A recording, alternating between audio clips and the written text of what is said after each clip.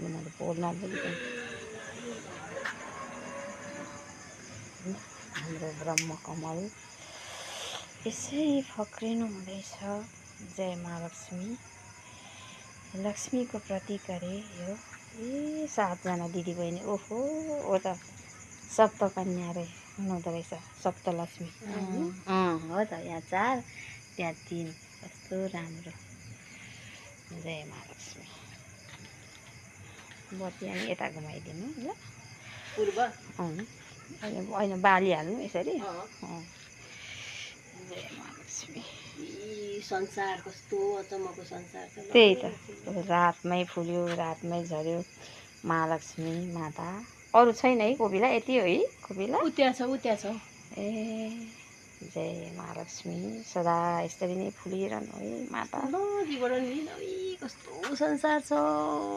त्यही त कस्तो छ यहाँभित्र। के संसार हो अचम्मै संसार। पृथ्वीको प्रकृतिको लीला नि। संसार त के प्रकृति हो यो भित्र कस्तो छ बाफ्रे। भगवान ल